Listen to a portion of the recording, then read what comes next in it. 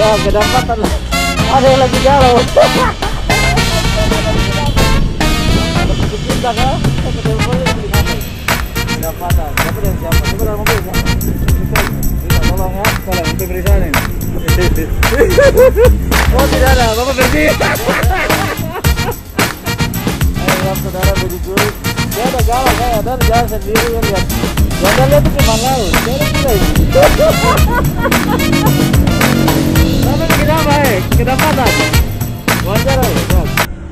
Lagi baca buku ini. Woi, ini isinya apa, Pak?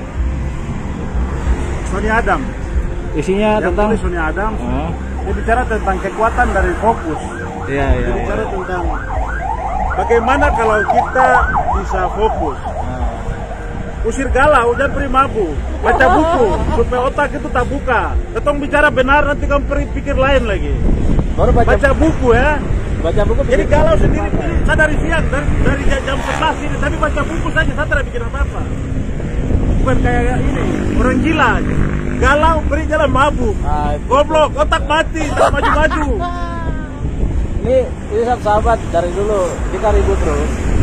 Dan saya kira ini orang yang berkualitas yang harus diberi ruang di Papua. Ya, tapi kita jadi tukang sapu saja. Tahu usah pakai kita.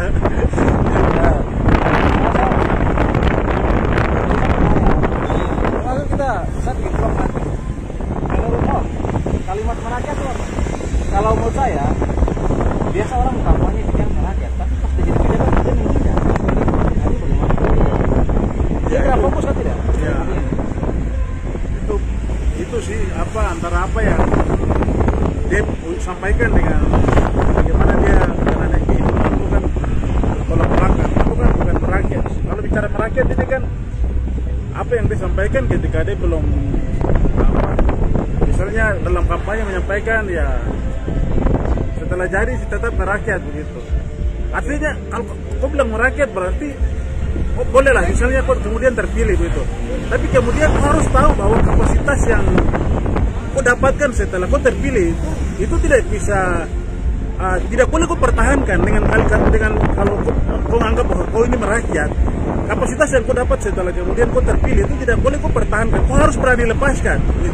Karena orang yang merakyat itu tidak mempertahankan ego, identitas yang sebenarnya sementara begitu. Tapi dia harus melepaskan semua itu kembali kepada status dia, Bu. Yang sama dengan orang-orang yang dianggap disebut rakyat. Dia harus bisa turun sampai saya melepaskan itu posisi itu. Karena ini kebanyakan kita di Papua sudah jadi pejabat.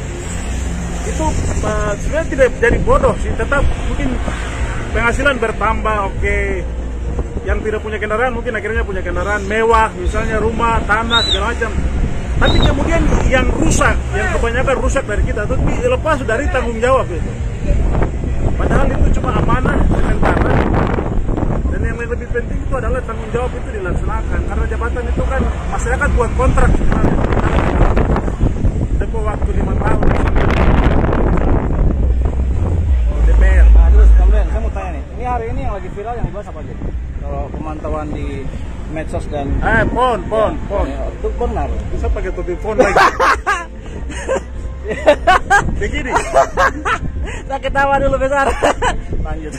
Kita bicara begini, pon. Saya harus berikan catatan. Saya juga ini yang bawa vlog maupun saya juga ini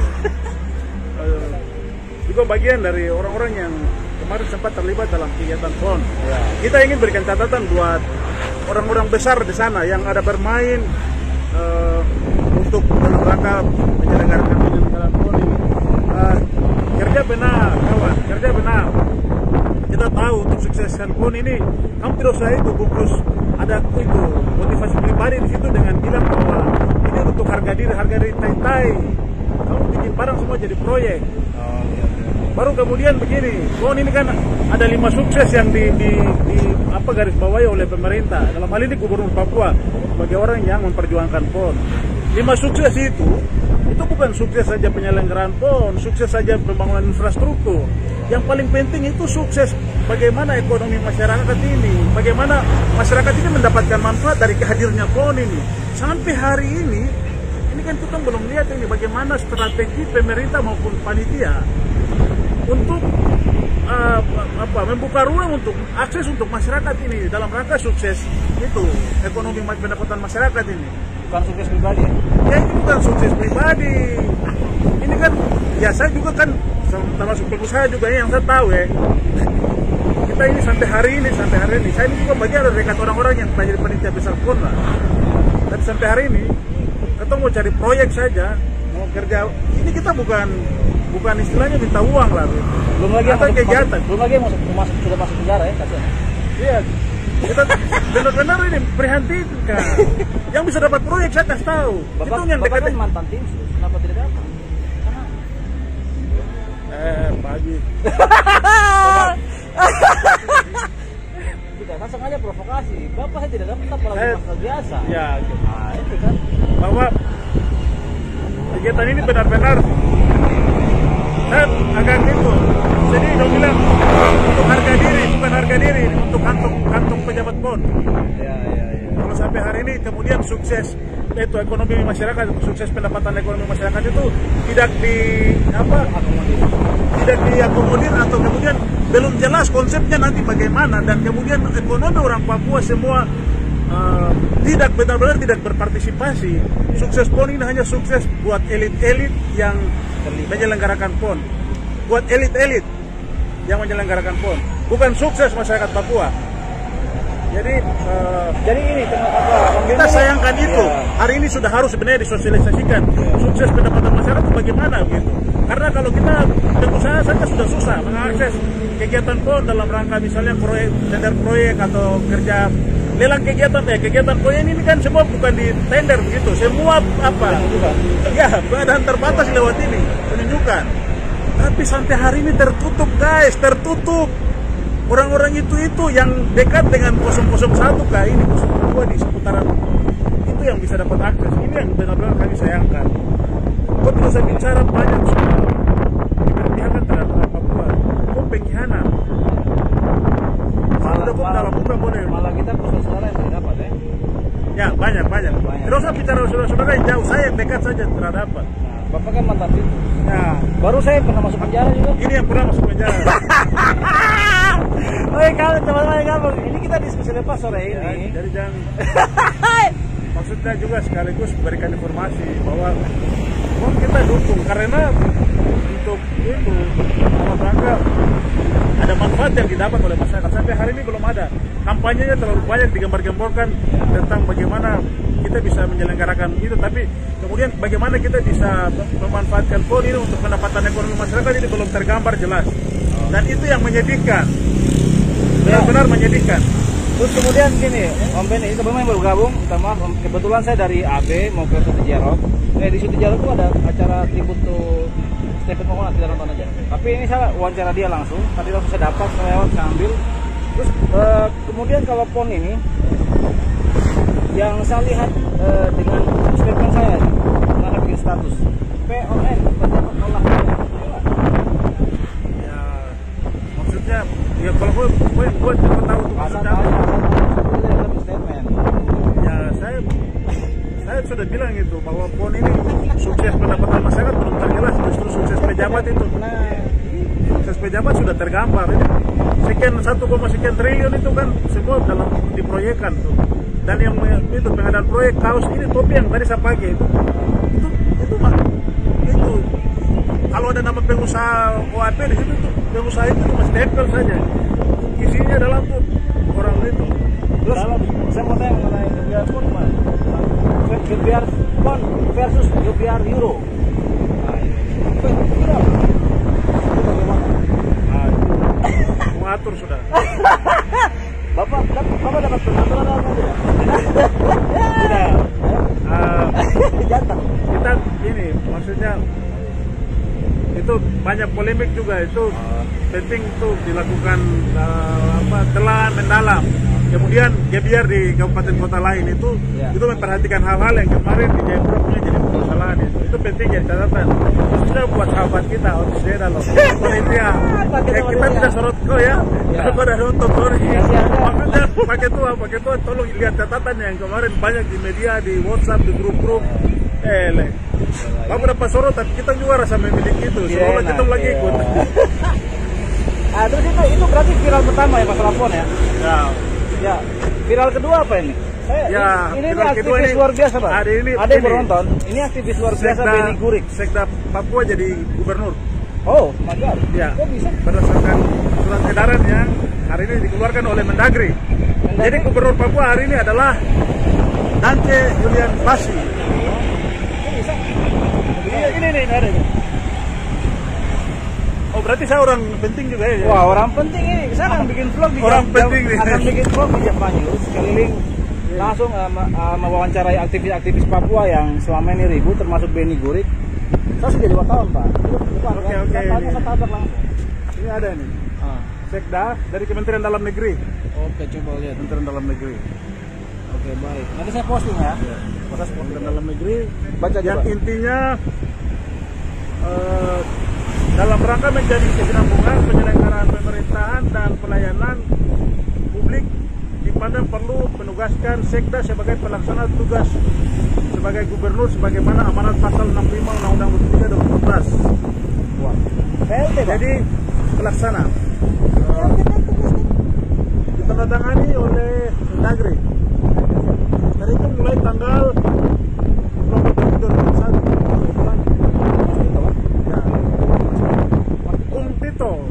Mas Tito itu kan mantan Kapolda.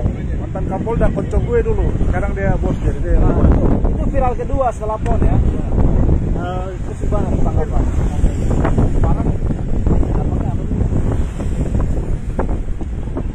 Ya dampaknya itu nanti dampaknya tidak ada.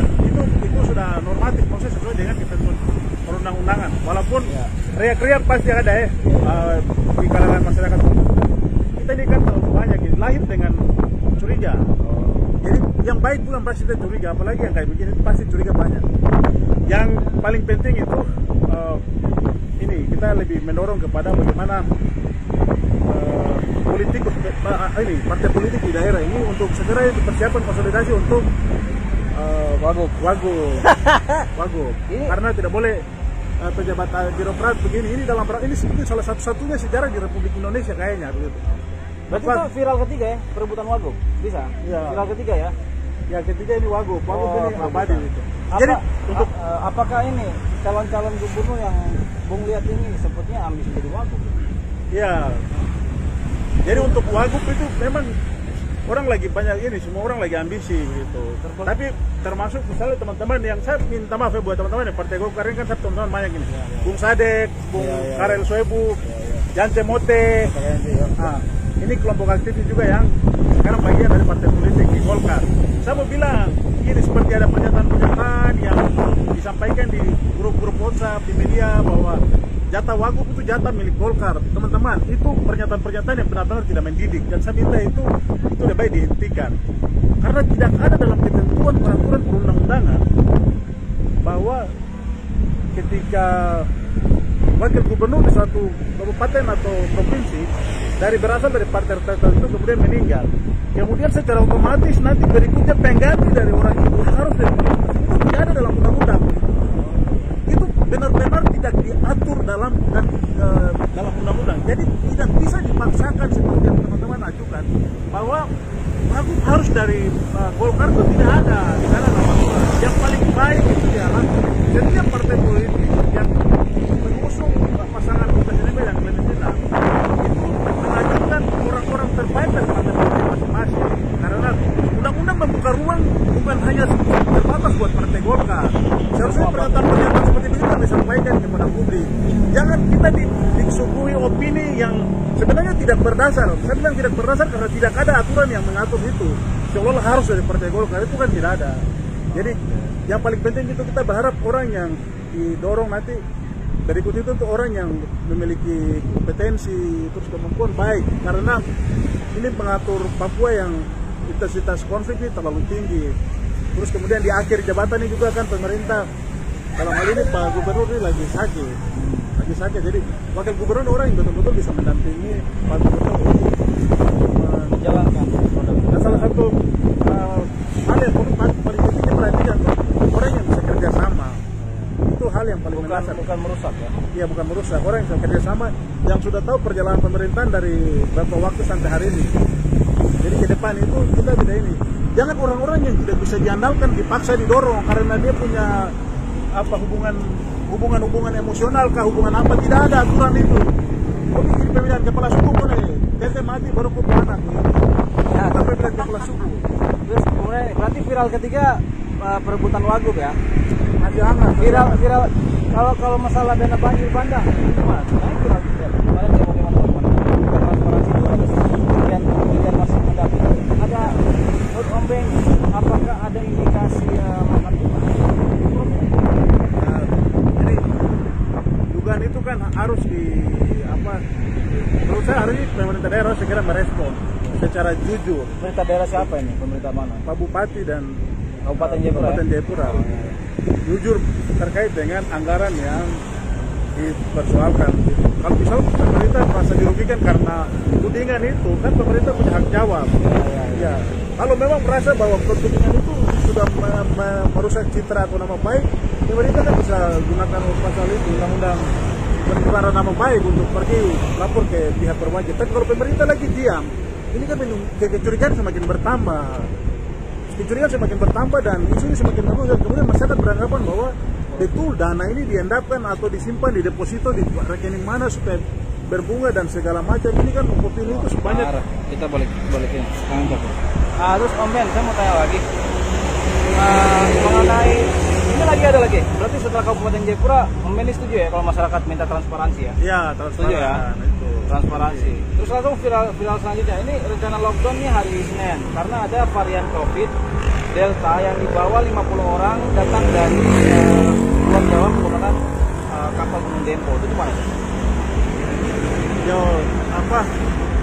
Pola yang dipakai mungkin tetap seperti yang itu. Pola yang kemarin. Ini lockdown ini karena ini situasinya kemarin 1 tahun ini kan buat ekonomi cukup tertekan gitu.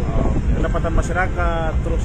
Jadi menurut saya ini pemerintah harus segera melakukan kajian. Saya itu dari awal pandemi ini kan saya bilang situasi seperti ini terjadi. Kita bukan ada di tahun 60-an ke 50-an sana. Universitas-universitas terkemuka sudah ada di depan kita ini. Kira-kira pakar-pakar kebijakan ilmu ekonomi bagaimana untuk segera konsolidasi ini. Kebijakan apa yang perlu diambil dalam rangka menghadapi pandemi ini. Pemerintah tidak usah jalan sendiri. Pemerintah harus segera konsolidasi dengan semua pihak. Kira-kira apa kebijakan apa yang kita ambil. Saya takutkan itu begini, maksudnya soal lockdown ini kan berimplikasi luas gitu ke segala hal gitu. Yang paling penting itu apa? Saya hari ini kita kan tahu semua biasa datang ikut rapid test ke apa itu. Ya. Vaksin apa? Ya bagaimana orang bisa lolos itu? Itu hal-hal itu berarti perlu ada catatan penting, catatan serius. Semua penerbangan yang datang dari luar itu diperketat. Kira-kira orang ini bebas COVID kan tidak, itu paling penting ini gitu. Tapi memang apa sambil ini isolasi wilayah di seperti yang pernah dilakukan di beberapa titik itu penting. Kira-kira orang-orang itu ada di daerah mana sana? Orang dikarantina dulu di satu tempat karena paling penting itu untuk melihat riwayat mereka terus kemudian gejala mereka selama beberapa hari sesuai dengan itu hari apa masa jangka waktu itu virus berkembang 14 hari kan? Nah itu paling penting. Tapi jangan bikin semua ini aspek ini terdampak. Aduh, kita anak-anak sekolah ini setengah mati nanti. Yang kuliah apa ini? Ini akan terus begini terus. Kapan selesai? Nah, terakhir nih Om Ben. Mengenai fenomena publik di Facebook, di media sosial mengenai tarif Telkomsel. Ya, ini gimana nih? Tarif Telkomsel. Ada kelompok-kelompok yang membuat class action menuntut 200 sekian miliar, tetapi tidak menuntut turun harga tarif Telkomsel di Papua. Kita mau tuntut uang atau turunkan tarif? Pilih mana? Saya pikir ini apa? Kita paling penting itu mendapatkan kejelasan. Kenapa tarif Telkomsel itu di Papua mahal? Nah, itu penting harus dibuka kepada publik. Ya. Misalnya saya bilang kita aktifkan paket telepon misalnya. Waktu kemarin internet putus saya aktifkan paket telepon dibilang harganya mulai dari 7.000. Apakah Anda ingin melakukan pembayaran paket 1 minggu? Nilainya mulai dari 7.000. Ketika saya mau mengkonfirmasi ya, terus kemudian muncul biaya paket telepon sebesar 1 minggu sebesar Rp 49.000. Nah, sesuai ya? tidak sesuai. Jadi bahwa ternyata 7.000 memang ada, tapi itu bukan di wilayah Papua gitu. Makanya ditulis di SMS itu, apakah Anda ingin mengkonfirmasi itu ditulis mulai dari 7.000, bahwa memang mulai dari 7.000 tadi itu mulai dari daratan Pulau Jawa. Saya pikir pernah waktu kita kata ke direktur Telkom itu pernah Panji sampaikan yang perlu diperhatikan itu bahwa kita beli barang di toko atau datang ke itu biasanya semakin barang itu tersebut mahal, kualitasnya semakin terjamin, teruji, terjamin dan memiliki standar lah, lolos uji standar lah gitu, memiliki kelayakan. Nah, ini persoalan di Papua ini lain. Kita aspek layanan sudah sangat paling minim, tapi kemudian dari aspek biaya ini terlalu mahal. Ini kan benar-benar tidak berimbang. Ini satu pemerasan yang dilakukan oleh pihak provider ini, dalam hal ini yang menyelenggarakan jaringan komunikasi di Papua ini. Akan ada aksi berikutnya mungkin kita dua. Saya pikir ini yang perlu Telkom jelaskan ke kita semua. Kenapa di Papua mahal? Otaknya pertama kali demo itu Telkomsel itu nih dua orang ini. Jadi kita sempat bahas. Itu bahwa masyarakat Papua pun sakit hati, tondo yang pikul. Telkom masih putar kita. Ada yang tagih uang. Ada yang tagih uang. Maksudnya bye-bye woi. Aduh, kamu 270 sekian miliar. Itu. Itu kira-kira uang itu kalau kamu dapat kamu bagi ke seluruh masyarakat Papua. Masa bagi ke siapa? Itu. Jadi kami berdua yang demo, yang bicara mengenai tarif, kemudian ada yang tuntut uang, kompensasi. Jadi saya ingin begini, masyarakat Papua harus mengerti bahwa kita harus kritis tentang Telkomsel. Ini kita harus buka aib ini ya, bro. Iya. Tarif ini masalah. Tarif masalah. Ya. Om Benny mungkin ajak ini masyarakat, bro. Usaha paket ini juga harus diturunkan. Tidak bisa terlalu jahat ini pemerasan yang dilakukan oleh pihak provider dalam hal ini Telkom ini itu terlalu biadab. Tolong diperhatikan. Bukan Telkom. Iya, Telkomsel. Layanan sudah bermasalah di mana-mana. Kita punya paket data full juga, kita jalan cuma hanya di tempat-tempat tertentu di kawasan ibu kota provinsi Papua ini saja. Kita jalan daerah-daerah tertentu di belakang Entrop situ tidak ada jaringan. Jadi begini, maksudnya layanan sudah parah begini baru harga mahal. Itu kan pikir mahal karena memang kualitas bagus, itu wajar. Baru luasan 4G-nya menyeluruh, tidak? Tidak, jangankan 4G, 1 giga itu saja terada gitu. Jadi maksudnya layanan sudah sangat minim, harganya harus lebih minim daripada orang di Jawa sana. Jawa itu pantas dapat harga tinggi karena apa? Karena layanan tuh sampai di dalam tanah juga dong bisa dapat 4G. Ya. Itu pantas mahal karena layanan terbaik kamu berikan buat orang-orang di sana. Oke. Baik teman-teman, mungkin kita ini juga kebetulan diskusi dengan Om Benny. Saya akan upload diskusi ini di Java News. Jadi media saya Java News Papua ini akan mewawancara aktivis yang terkenal di Papua. Kita membuka isi otak mereka agar bisa mengajak secara positif masyarakat Papua harus seperti apa. Begitu Bung ya? Saya undang Bung Benny live bisa punya kantor Java News Rumah Tiga. Siap. Siapkan materi, kita kupas mengenai bagaimana Papua di pikirannya Om Benny. Karena seperti dia sebagai penyeimbang di Papua. Kita ribut biar ingatkan. Berarti kalau kita ribut tentang PON bukan kita benci ya, tapi kita ingin PON sukses. Tidak, kita tidak benci sama sekali. Tapi ingin PON sukses. PON harus sukses begitu. Karena yang malu bukan yang selenggarakan, nanti kita juga semua malu. Ya, aktivis-aktivis yang kalau gagal ini kan kita malu. Saya ini kan mantan ketua BEM juga, saya teman-teman mantan Presma di Trisakti di luar banyak juga lah dulu. Jadi ketika kita gagal ini kan ya teman-teman di luar gimana bro? Om Benny ya. Malu. Oke bro, sukses buat sahabat saya Om Benny Gurik. Kita kalau buka Google Benny Gurik dan Panji viral Pak ya. Lalu sudah secara digital elektronik di Google itu sudah ada. Jadi kami juga akan memperjuangkan hak-hak rakyat Papua dari versi kami. Karena kami rakyat biasa. Oke, thank you sahabat. Saya bangga buat sahabat Benny Gurik. Sampai ketemu ke Suci Jarok. Ya, saya selesaikan buku sebentar. Saya bilang begini teman-teman. Terakhir. Closing statement kayak ini. Dia dapat saya di sini tadi karena memang saya jujur saja di tengah saya galau betul. Bukan galau karena persoalan apa, enggak, ini situasi Papua terkait dengan isu-isu tadi yang sempat kita diskusikan juga. Tadi buat teman-teman Papua begini, kalau hadapi masalah ini kan banyak yang gampang galau sembarang. cuma apa saja persoalan ya. Terutama gara-gara istri kah cewek aku galau. Aku bawa air putih banyak-banyak, aku minum apa nih? Baru minum. Jangan pergi mabuk. Ya. Oke, thank you buat semuanya. Lanjut apa lagi? Sudah. Jadi saya hari ini pagi tadi saya live berapa kali tadi begini pada ikut jam 10 jam 11 sampai jam 10 selesai. Setelah selesai nanti terkait dengan buku ini, buku bagus. Oh, kita beda buku aja ya. Bagaimana fokus aktivis Papua ya, fokus ya. Buku ini bagus. Ya. Setelah selesai nanti saya kupas di. Ya, berarti Kulitin dia. acara bedah buku plus bedah otaknya Benny Kurik, setuju ya? Bagaimana? Judulnya gitu. Tapi ini saya posting dulu nih, baru saya bikin ya vlog. Saya promosikan juga Om Benny, mungkin biar teman-teman Java News akan mengundang beberapa pakar atau orang-orang yang aktif untuk bicara bagaimana saya punya media ini bisa mengeksplor pemikiran-pemikiran cerdas para aktivis, karena aktivis ini sebagai penopang penyelenggara pemerintah bagi saya seperti itu. Jadi kita harus ribut terus, bukan benci. Kita kritisi mereka ingin benar. Ya. Tapi tetap aktivis jangan baku benci dong. Ya, itu harus. Ya, saya Kita jaga itu karena ya. kita adalah sama-sama di ruang untuk menjadi penyeimbang antara eksekutif masyarakat atau legislatif dan masyarakat begitu. Kalau tidak ada posisi kita ini kondisi masyarakat akan sulit.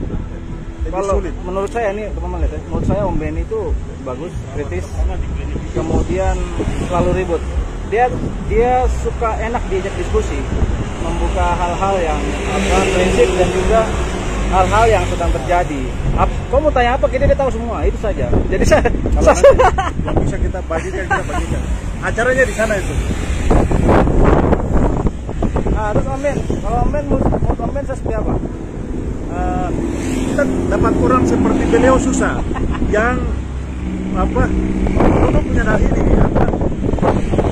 DNA sama DNA sama, tidak bisa tenang ketika ada situasi atau persoalan yang kita rasa itu tidak benar. Itu sama, itu yang membedakan itu sama buku cari.